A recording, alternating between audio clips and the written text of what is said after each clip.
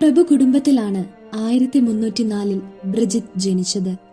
അമ്മയെ ജനിച്ചയുടനെ നഷ്ടപ്പെട്ടുവെങ്കിലും ദൈവഭക്തിയായ ഒരു അമ്മായിയാണ് അവളെ വളർത്തിയത്. 3 വയസ്സായപ്പോൾ ബ്രിജിത്ത് ആദ്യം ഉച്ചരിച്ച വാക്കുകൾ ദൈവസ്തുതികളായിരുന്നു. 10ാമത്തെ വയസ്സിൽ പീഡാനുഭവത്തെപ്പറ്റി ഒരു പ്രഭാഷണം അവൾ ശ്രവിക്കുകയും അതേ രാത്രി ക്രൂശിതനായ ഈശോയുടെ ഒരു ദർശനം അവൾക്കുണ്ടാകുകയും ചെയ്തു. കണ്ട കാഴ്ചകളെ ബ്രിജിത്ത് ധ്യാന വിഷയമാക്കി.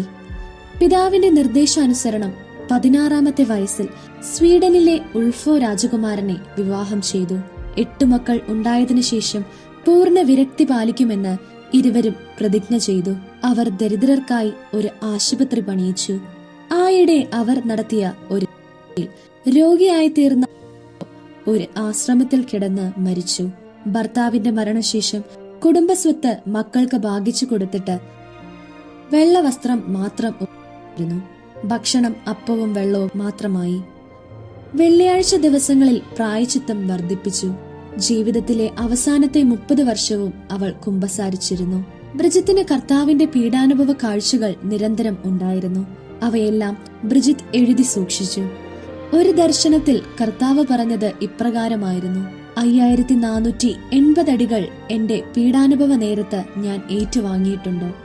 അവയെല്ലാം വണങ്ങുന്നതിന് 15 കർത്തൃ പ്രാർത്ഥനയും 15 നന്മ നിറഞ്ഞ മറിയമേ എന്ന ജപവും ഞാൻ പഠിപ്പിക്കുന്നതോടൊപ്പം ചൊല്ലേണ്ടതാണ്. യേശു പറഞ്ഞു തന്ന പ്രാർത്ഥനകൾ എഴുതി സൂക്ഷിച്ചു. 1 വർഷം തുടർച്ചയായി ആ പ്രാർത്ഥന ചൊല്ലുന്നവർക്ക് എന്റെ മുറിവുകളെ വണങ്ങുന്നതായിരിക്കണം. ഈ പ്രാർത്ഥനകൾ 15 OS എന്നറിയപ്പെടുന്നു. മധ്യകാലഘട്ടത്തിന്റെ അവസാന ഈ പ്രാർത്ഥന ഏറെ പ്രചരിച്ചിരുന്നു. വിവിധ ഭാഷകളിലേക്ക് ആ പ്രാർത്ഥന വിവർത്തനം ചെയ്യപ്പെട്ടു. യേശുവിന്റെ പീഡാനുഭവത്തെക്കുറിച്ച് വ്യക്തമായ ധാരണ കിട്ടുന്ന പ്രാർത്ഥന ആയതിനാലാണ് ഇതിന് ഏറെ പ്രചാരം ലഭിച്ചത്.